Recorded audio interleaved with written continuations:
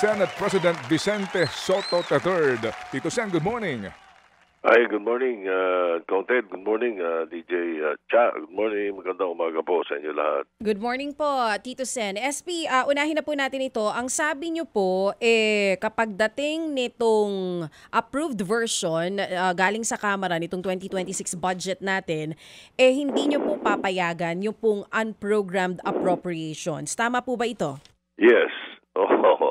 Alam namin, nakahanda na kami doon. Pinag-uusapan namin nila Senator Sherwin Gatchalian, Senator Lacson. Yung grupo namin, yung majority, di ko masyado nakakausap ang minority tungkol dyan. Pero I'm sure they will be supporting the move of the majority pagdating dyan sa budget. Oo. So kayo po ay pabor dito sa sinasabi ng opposition bloc sa Kamara na ito pong unprogrammed appropriations na malaki pa rin for 2026, standby pork pa rin ang ilan nating mambabatas? Oo, lisin natin yun. Hindi, as far as we're concerned, kami last touch gab na ngayon yan, if the General Appropriations Bill na yan, tapos na sila as of yesterday. Tatransmit nila sa amin yan, nagpiprinting lang sila. Tatransmit sa amin yan by November 10. Pero ahead of that, alam na namin, meron na kaming kopya Pero itong pinaka-version na pinasa nila, officially, makakakuha na rin kami ng kopya agad yan. Pero officially, November 10 namin supposed to be tatanggapin from the House. Doon naman, umpisa na namin yung mga paglalagay ng aming mga nakikitang dapat igalawin. Like for example, gusto namin ang CHED at saka yung DepEd dagdagan kung sakaling hindi pa nila nadadagdagan. Kung mga konti-konti na lang siguro ang gagalawin doon, importante kasi doon Hindi naman namin magagalaw yung personal services at saka yung debt servicing, which amounts to about 65-70% of the entire 6.7 trillion. So, pinagtatalunan lang doon yung mga 25% or 30% of the budget. Ngayon, yung unprogrammed, sa amin, talagang nasabi na namin yun. Hindi ka namin papayagan yung unprogrammed funds. Ang gagawin, siguro, kung meron silang iniwan doon, para most probably based on the last talk that I had with Speaker Boji ay yung mga para sa assistance for crisis at saka yung medical assistance, yung mga iiwan nila doon. So kami naman ang thinking namin, yung mga yon pwedeng ilagay doon sa institution itself para kung sakasakali man, naging institutional amendment. So like for example, yung MAIP, ilagay natin sa DOH. Diba? Yung assistance to crisis, ilagay sa DSWD. Yung mga ganon nakikita namin. Para yung unprogrammed, maiwan yung para lang sa debt servicing. Oo. Yung binabanggit nyo po na sa huling usapan ninyo kay Speaker Boji D, yung mga AIX ang tanging baka ibalik na lang o ilipat sa DPWH. SP, tinututulan din. Sa kanila, iiwan nila sa unprogrammed yun. Nasa unprogrammed. Oo. Pero kayo, ang gusto... Ewan ko kung anong pinasa nila kagabi. Pero yes, yun ang pagkakaalam ko. Pero kayo po, kung dumating na sa inyo dyan sa Senado, ang gusto ninyong gawin, ilagay na natin yan mismo sa DPWH. Kaya lang, SP... Hindi DPWH. Sorry, sa DSWD. Pasensya na po sa DSWD. Ito pong AIX na... DepEd. Kung saan may mga pangangailangan. Yung AIX na yan na binabanggit nyo na yung 255 billion pesos na tinanggal from DPWH Fund, SP, tinututulan din yan ng ilang mga grupo. Ang tawag nila dyan, patronage politics. Ano pong tugon nyo doon? Ano ginawa nila sa 255? Yun nga. Ang pagkakalam ko, sa kwento sa amin, hindi ko pa nakikita. Pero yun yung ilalagay dapat for the AIX, MAIP, yung gano'n nata pang-intindi ko.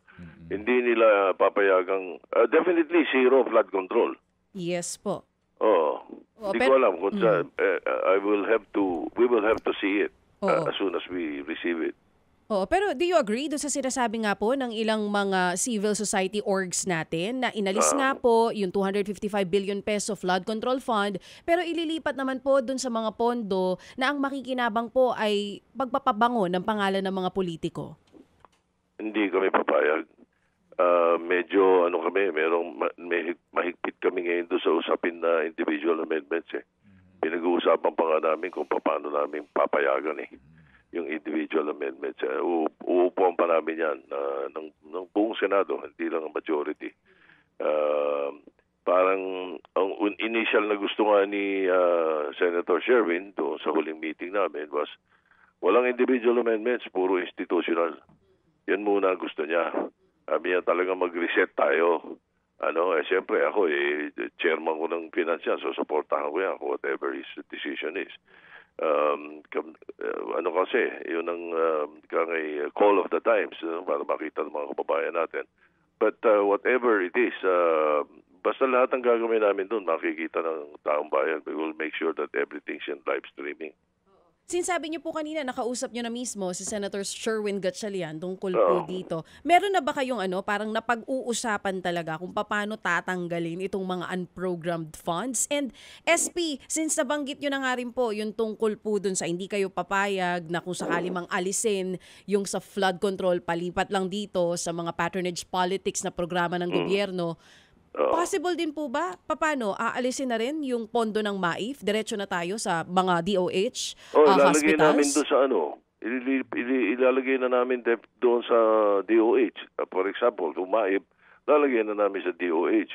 Yung kung magkano yung dapat para doon. Yung AX, ganun din. Sa disaster, so crisis, siguro malamang DSWD. Ganon, yun ang plano namin as of now.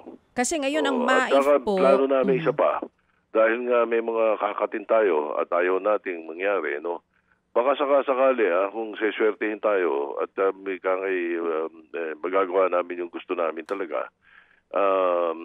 Yung budget ngayon, ito lang ang budget ng gobyerno na magiging minus. Hindi namin ipapasa ito na 6.7 trillion. O 6.8 trillion.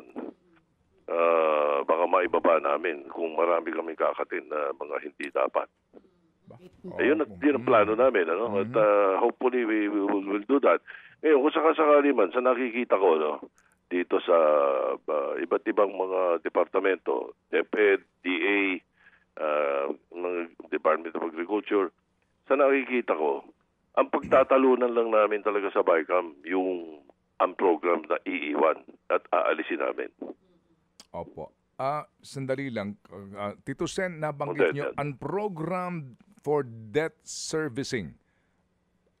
Can you explain for that? Hindi. Walang debt servicing, automatic na kasama doon sa yun eh.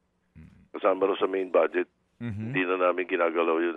Hindi na pinag-uusapan yun eh. Sige, so klaro po, as in kung kayo talaga ang magdedesisyon dito, totally po zero for unprogrammed appropriations. Yes, sir. Yun ang plano ng Senado. Okay. Paano po yung laging kinakatwiran nitong si Swansing? Paano naman yung ating obligasyon sa mga foreign assisted projects? Hindi. Foreign assisted, yung usapan yun. Ang sinasabi namin, yung unprogrammed, kung sa foreign assisted, okay yun, we will retain that. Walang problema yun. Alam namin lahat yun, kahit si Senator Gatchalian, Senator Shipping, kagabi lang pinapaalala niya sa akin yun. Walang problema yun. Yung unprogrammed na iba, na ikangay, yun nga, yung mga supposed to be re-reserved for MAIP, kung ano mga DPWH at na ikangay pareho nung nangyari last year. Wala. Alisin namin lahat yun. Sige, kasi baka po magkaroon ng misunderstanding sa kahulugan ng totally walang unprogrammed appropriations. Papayag pa rin po kayo, pero para doon exclusively for those kind of... foreign assisted lang. Okay. Pero, Tito Sen, can you explain to us, hindi namin masyado maintindihan, kasi kung yan foreign assisted project, big ticket, no? ng mga proyekto, DOTR halimbawa, subway, train system, etc. Malalaking proyekto yan na kailangan ng taong bayan. Bakit mo ilalagay sa unprogrammed? Di ba dapat sa program appropriations yan? Naging ganun yung talagang gawin dun sapagkat hindi malaki yung atin dun doon sa foreign assisted parang may pang counterpart lang tayo Correct. Yung ating... Hindi ko lang alam ang percentages doon. At anong percentages na ginawa nila in the last 3 years. Pero during that our time, mababa ang foreign assisted eh. At usually, yun kangay kung merong sobrang funding, kaya nakalagay lang to sa program yun. Opo, pero Senator, sir, hindi ba simple naman na logic yun? Kasi kung big ticket project, ang laki ng impact para sa mga commuters halimbawa, hindi ba kung maliit lang yung equity na hinihingi na counterpart para sa pagpapatuloy ng loan na tinatanggap natin, bakit nga kinakailangan mong ilagay saan program? Importante ito. Di ba't di mo lagyan ng ba't di mo lagay sa programa? Ito Tama ka, Ted. Ako tingin ko misnomer yun eh. Natatawag nilang part of ang program yun kasi it's not part of the original budget. Tama ka eh. Dapat talaga hindi tawaging unprogrammed yun eh. Dapat tawaging foreign assisted funding yun eh. Supposed to be. Tingnan ko yan. Tingnan ko. Baka all these years, baka may malingang ikangay tawag doon. Pero kasi ang alam ko sa ang program, dito mga nakaraan, kaya sinasabi namin hindi pwedeng galawin yung foreign assisted dyan. Dahil nga para sa atin yan, para sa taong bayan yan. Ang alam kong ang program na dati ay nung nakaraang taon ay ginawa nilang program at yung program nilagay nila sa program. Diba? Kaya nga nagkagulo kaya nga sobrang laki ng mga 300 billion ba yun para sa infrastructure na DPWH na mga budget eh. Mabuti na lang na FLR ang karamihan dyan. 162 ata yung dito ng presidente. Tingnan ko, sabi ko Senator Sherwin, baka misnomer lang yan eh. Kasi tinatawag nilang ang program pero foreign assisted eh. Opo, yun nga po kasi nga kung kayo kaninyo ay talaga magre-reforma na dito and baka posible pa na bawasan nyo po itong kanilang proposed budget first time sa kasaysayan po ng ating pong pagbabudget, baka naman pwede na po natin maitama iyon. Kasi, di ba, halimbawa po noong mga right of way, di ba, nagastusin natin, yan importante. So, kinakailangan ponduhan yan para magpatuloy itong pagtatayo ng riles, halimbawa. So, kapag hindi na ponduhan yun, o kaya po hahanapan pa ng pera, para kayo muutang pa tayo na may interest. Correct. Tama. Sige, tama yun. I'll look into that. Please kasi po. naging gawi yung mga tawag na ganyan eh. Kung bisan nga pero silang tinatawag na sagip eh. Di ba? Pero tinatawag na sagip eh. Kung kailan ko lang nalaman yung sagip, yung pala, nandun din yung kasama daw talaga yung mga maipat kung ano-ano doon. Yung meron ngayon sipag. Sustainable Infrastructure Projects Alleviating Gaps. Yun na. Ito, roads, bridges, flood control, multipurpose buildings, local ports, etc. Meron pa ho kasi kung titignan po ninyo ngayon yung proposed po na budget, meron pa rin dyan drainage actually. Ngayon, sa bawat distrito, tignan po ninyo. Meron pa din eh. Hindi po to. Anyway, sige hindi po. Hindi pwede. Ang plano natin, hindi pwede. Kasi ganito, ang thinking namin ganito. Yung mga na FLR or yung mga hindi natulo o yung mga kontratista na nag-ghost o yung mga hindi sa substandard, kaya hindi pwedeng lagyan ng budget ngayon, pati yung mga sinasabi, mga drainage yan. Kailangan ituwid nila. Kung gusto nilang mabawasan yung mga kaso nila, ituwid nila. Gawin nila yung mga project na iba. Gawin nila. Okay. Kaya hindi kailangan maglagay ng flood control. Hindi kailangan maglagay ng mga drainage na yan. Dapat sila, itong nakaraang taon, yung may mga sabit, gawin nila. Oo, yan ang sa amin. Yan ang pananaw ng Senado. I'm sure I speak for the rest of the members. Okay, sige po. Sir, Sen, ito pong Makabayan Block, gumawa sila ng kanila pong komputasyon dito. Sabi ho ni Congressman Tino, based on the conversation among members of Congress, pati party list yan, tsaka district congressmen, at tsaka, alam mo na, yung mga usap-usapan nila, yung allocation per district and per congressman, may sinasabi sila na ang minimum na allocation doon ay 230 million per congressman. no? And then meron pa daw pong sinasabi na for leadership, no, na 24.6 billion, yung for congressmen alone 73 billion doon sa 318 members of Congress. Meron silang sinasabi dito na per senator 3.2 billion or 76.8 billion. Ang lumalabas daw dito, bawat senador ay may alokasyon, allocables ang tawag nila, sa 3.2 billion per senator, meaning yung mga proponents para sa inyong mga gustong proyekto. Well, sabi ni Leo na as far as we're concerned, di namin papayagan yun. Kasama sa mga ano yan, kasama sa mga magiging minus natin to sa 6.7 or 6.8 pagka ganun. Sapagkat wala kaming usapang ganun. Wala sa aming pinag-uusapan na magkakaroon ng bawat isang senador ng 3.2 billion. Kausap din naman natin yung Secretary of Budget nung pinag-uusapan yan at wala kami pinag-uusapan gano'n. So, makikita namin yan. Total, isa sa kanila, nasa majority sa amin yung akbayan eh. Opo. Di ba? Nasa majority sa amin. Opo, sila ito. Senator Risa. Ang gumawa nito, makabayan, hindi akbayan. Itong aking sinasabi. Makabayan. Okay, padala nila sa amin at masilip namin kung saan nila sinasabi na saan nakalagay. Okay. Pero again, to make it clear, mga kapatid, Chacha, na may mga senador naman, hindi naman ipinagbabawal at hindi masama kung isa kang senador na ang tingin mo tama yung sinasabi na magtayo tayo halimbawa ng Philippine Science High School building sa isang region. Tama yun, maganda yun, di ba? Kasi, tama. Tama. Okay, so... Pero pagka yan, katulad sige, tuloy mo muna. Opo. Halimbawa, kung ako'y senador, pinuntahan ako nitong taga-Philippine Science High School. Senator, yung building namin dito, importante sa mga matatalinong bata sa aming region, kinakailangan matapos.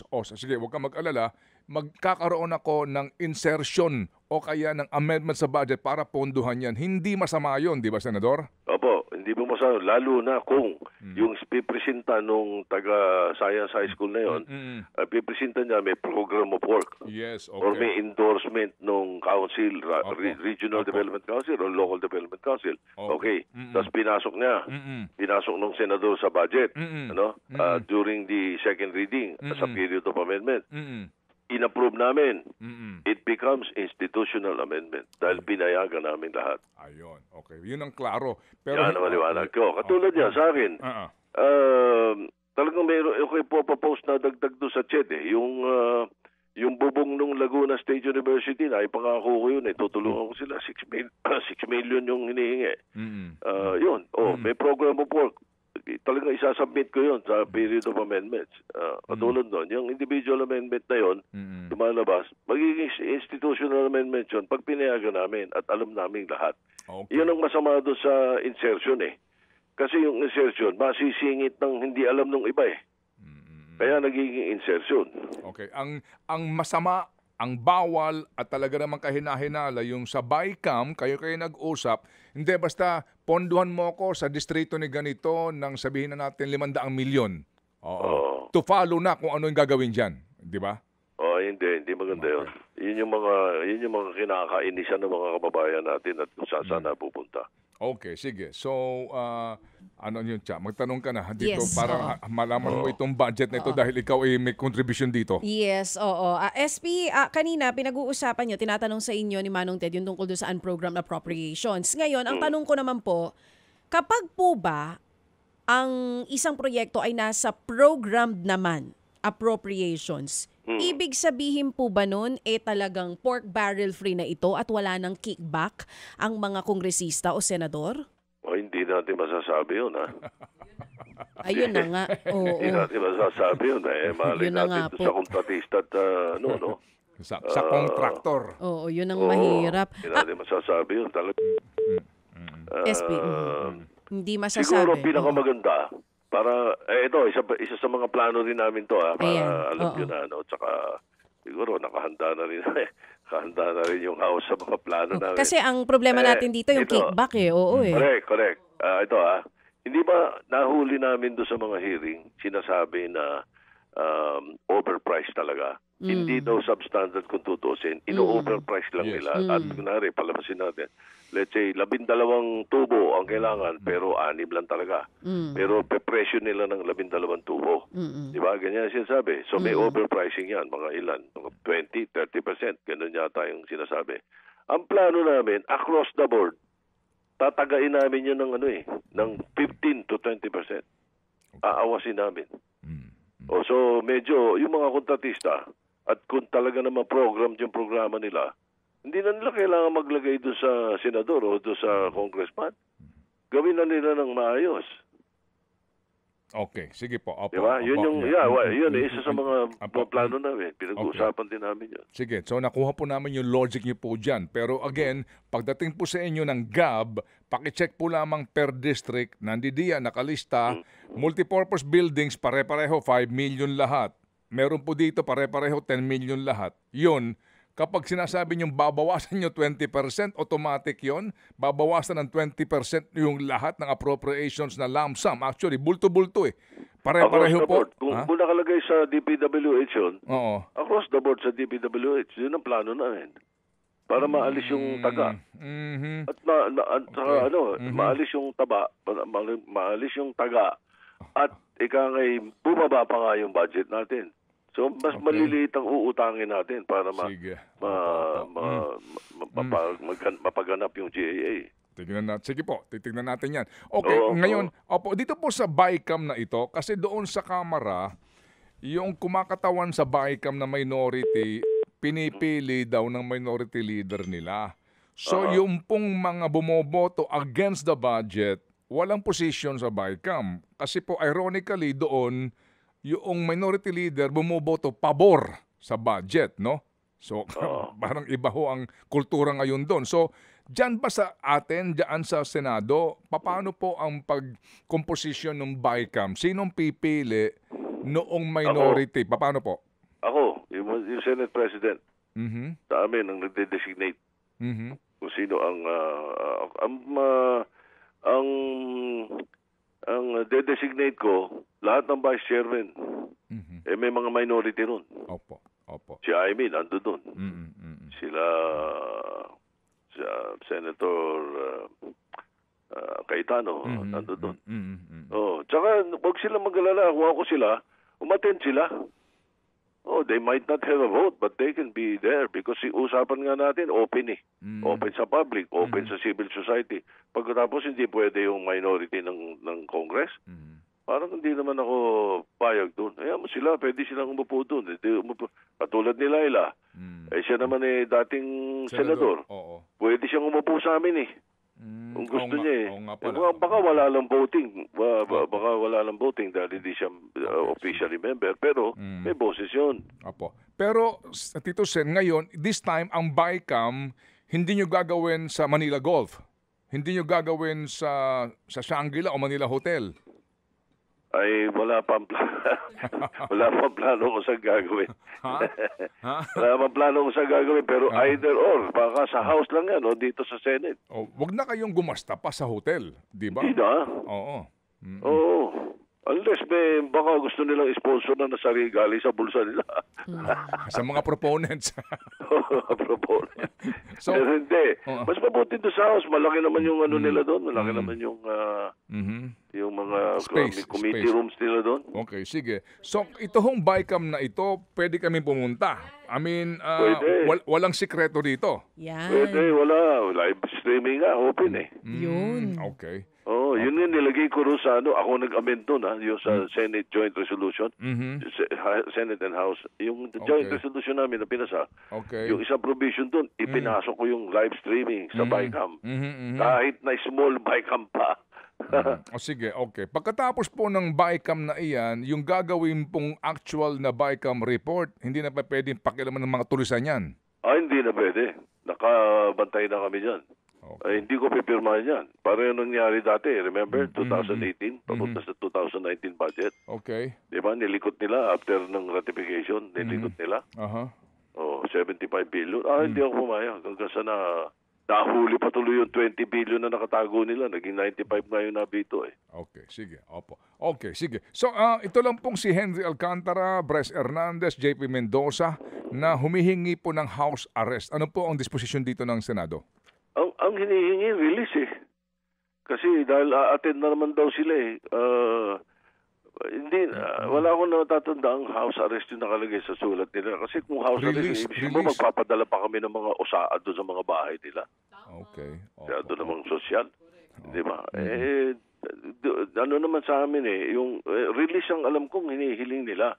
At sila daw naman ay a-attend automatically pagka pinatawag sila. Napakahirap yata yun.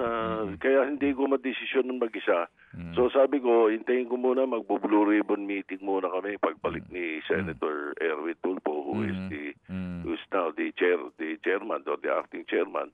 At pag-usapan muna namin sa meeting kung ano dapat ang gawin. Sapagkat kung paano kung biglang kakasuhan na sila ng DOJ, at hindi na sila mahagilap, edi masisisi pa kami. Sa ang galing-galing yung pagkakakontempt namin sa kanila, ang naging pabor sa ICI at saka naging pabor sa DOJ at ngayon ay naging pabor sa Ombudsman. Sapagkat anytime nilang kailangan, pinapadala ko lang, isang sulat ko lang sa OSAA.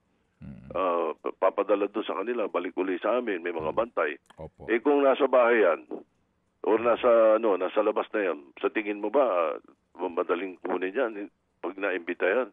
Delikado, lalo na kung may makakasuhan ng plunder dyan. Okay. Sa tingin mo ba, mahagila pa natin yan? Ayun ang... Opo. Sige. Sabi ko, tingin mo na, pag-usapan namin sa Blue Ribbon yan, yun ang sinabi ko sa kanila. Pinasabi ko. At saka yung Blue Ribbon, pag-uusapan pa namin yan pagdating ni Erwin di ba? Opo. Sige. So, kumbaga, status ko tayo muna ngayon sa tatlong ito. Diyan lang kayo muna sa Senado and then subject pa ito for deliberation. Kailan ho ba ang balik po ng acting chairman ng Blue Ribbon at may target date na ho ba sa Blue Ribbon Committee hearing? Pagdating niya within the following day. Ang alam ko 24 dito siya. Okay, sige po. So looking forward po kami diyan. Opo. So yan po magpapatuloy ang Blue Ribbon Committee hearing on the issue. Oo. Tsaka maraming iba pang siya mismo nagsasabi sa akin sa telepono sabi ni Erwin ang dami pala niyan sa South, sabi niya sa Visayas, Mindanao. Sabi niya marami palang ganyan, meron daw mga nagre-report sa kanya ngayon. Sige. Mabuti ka ako. Tuloy natin sa hearing ng committee. Okay. Sir, nasaan na po itong si Roberto Bernardo? Ayun teka mo na. Naka-contempt pa sa amin yun. I'm sorry taga. Parang hindi. Hindi. Sa DOJ yan. Okay. Nasa DOJ. Opo. Wala sa amin. Opo. Di ho ba nagsumiti ito ng affidavit sa Blue Ribbon Committee? Opo. Nag-submit. Opo.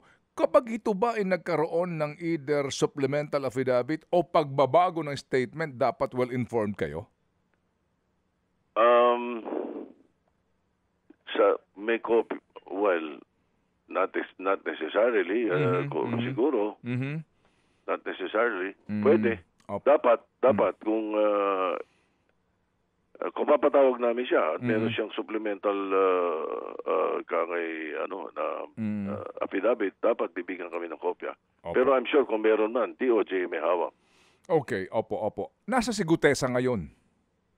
Yun ang hindi namin maalaman. Talagang hilong-hilo ang DOJ doon. Kasi pagkatapos nung nag-testify sa Senate, sabi niya sa affidavit niya, he's fearing for his security, his safety. Kaya di ba, kaya siya lumapit. Di ba? Dahil marami siyang masyadong alam. Ngayon, nung nandoon na, sabi niya, hindi raw niya kailangan. Dahil sinasabi sa kanya na yun, sige, we will take you into protective custody. Sabi sa kanya ni Secretary Remulla. Ang sabi niya, hindi ko kailangan, Marines ako, di ba? Tapang na Tapos sabi sa kanya ni Secretary Remulla, sige, attend ka bukas pumunta ka sa DOJ bukas sa 9:30 ng umaga, sabi gano'n. Kinabukasan, 10:30, tumatawag sa akin Secretary Remulla, tinatanong sa akin, nasaan na yung testigo niyo? Abay, sabi ko, hindi ko alam. Wala namang, hindi namin hawak yun. Sabi ko, ano yun baga sa sariling walk-in yun hindi na sumipot At hindi na mahagilap. may panawagan nga sa kanya na pumunta or kumontak man lang sa DOJ. Wala eh. So Naglaho. so as far as you are concerned, hindi nyo alam ang whereabouts itong taong ito ngayon. Hindi. Okay. Opo. Sige.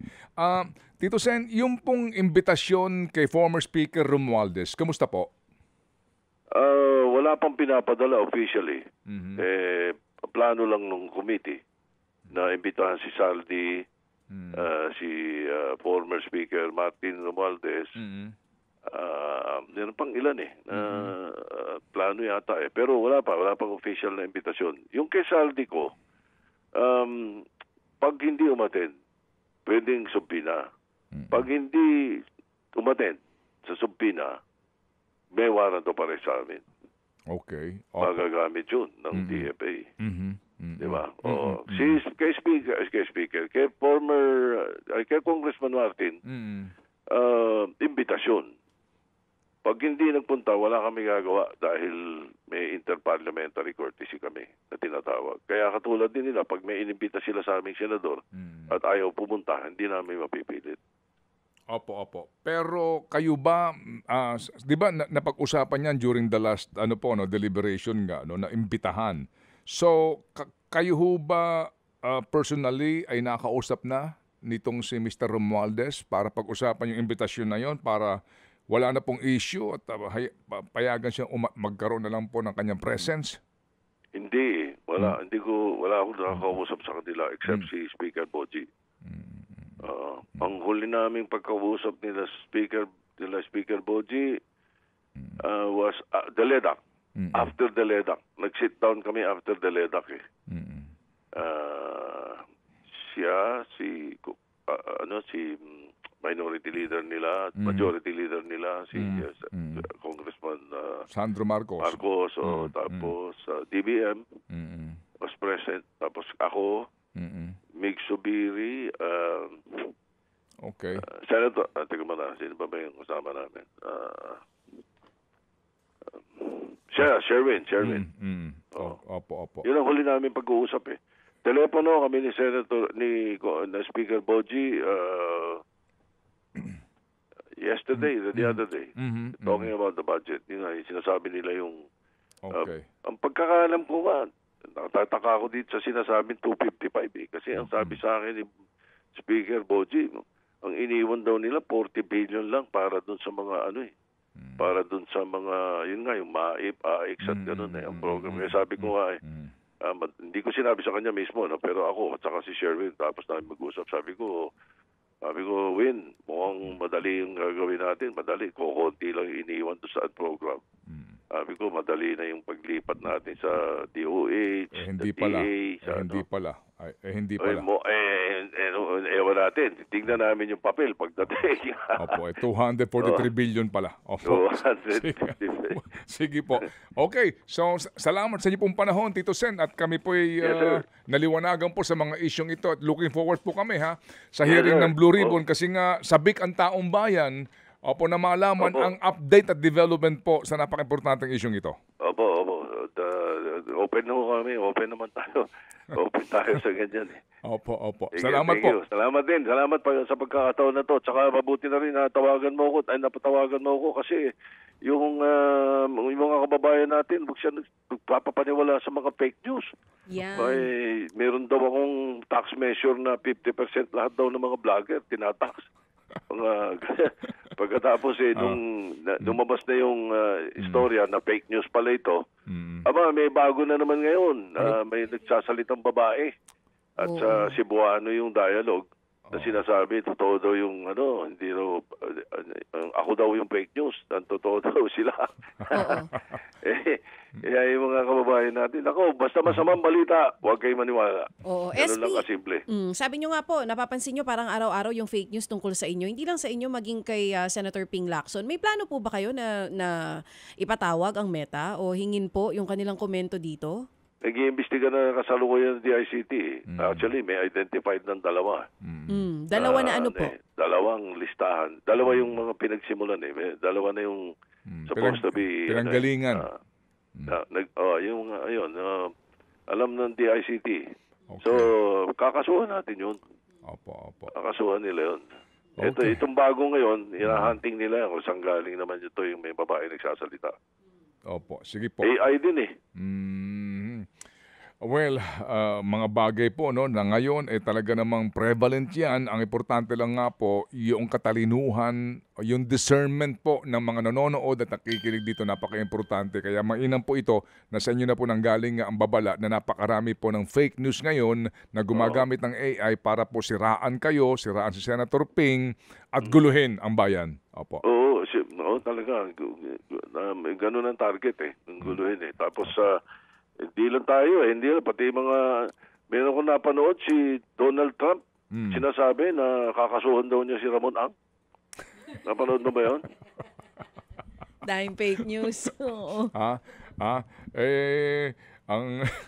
Antindi eh. Grabe ito mga to. Opo. Sige po. Si Donald Trump Okay. Oo, Donald Trump mismo nagsasalita. Tapos